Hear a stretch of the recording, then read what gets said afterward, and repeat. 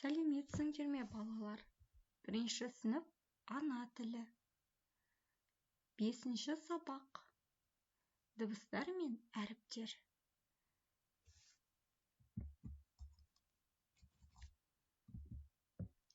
Бірінші жаттығу. Суретке қара. Мәтінді түсініп оқы. Балалар, бірінші біз мәтінді оқып алайық. Кәрім сырғанаққа келді. Қарап тұрса өзінен кіші ешкім жоқ сияқты.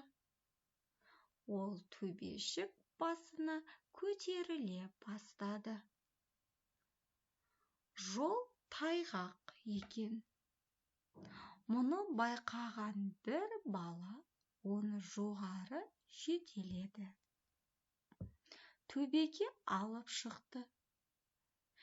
Енді шанаңа отыр да зымырай бер, деді.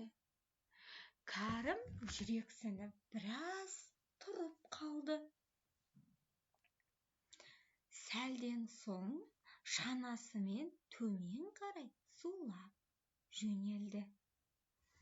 Балалар, Кәрімнің сырғанаққа келгені туралы бөлікті тауып оқы. Балалардың қысқы ойыны туралы әңгімеле.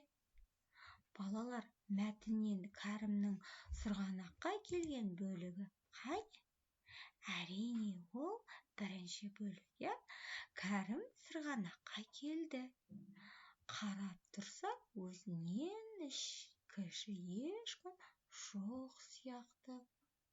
Ол төбешік басына көтеріле бастады. Жол тайғақ екен. Балалар, бұл жерде бірінші бөлік Кәрімнің сырғанаққа келуі. Екінші жаттығу. Орны ауыстырылып берілген сөздерден сөйлем құрап жаз. Балалар, бұл жерде балалар тепті сырғанақ 3 сөз түрі. Осылардың орны ауысқан. Қане, ойланып жауап беріп көр. Және өз жауабыңды менің жауабыммен тексеріп көр. Балалар, бірінші сөз. Сырғанақ, тепті, яғни сырғанақ сөзбен тепті сөзінің орны ауысып кеткен екен. Жарайсыңдар, сендер де дұрыс тапты деген ойдамын. Келесі сөйлем. Киінді, олар жылы. Қане, орнын ауыстырып, дұрысын айтып көрші. Және менікімен салыстыр. Олар жылы киінді. Менің жауабыммен сәйкес келді ме? Жарайсыңдар. Балалар сырғанақ тепті. Олар жылы киінді. Дұрыс жауабы осы. Үшінші жаттығу.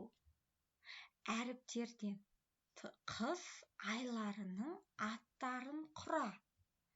Оларды ретімен ата. Балалар, қыс айында неше ай бар?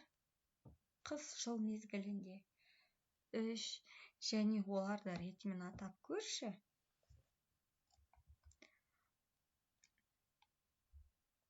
Бірінші.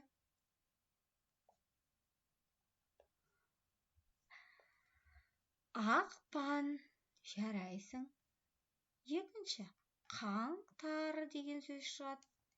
Содан соң желтоқсан. Балалар, сендер де дұрыс тапты деген ойдамын. Енді осы 3 айды ретімен атайық. Бірінші, желтоқсан айы, қыс мезгілінің. Екінші айы қаңтар, содан соң ақпан. Естеріңде мұқият сақтаңдар. Балалар, осымен бүгінгі сабағымыз аяқталды. Келесі сабақта кездескенше сау болыңдар.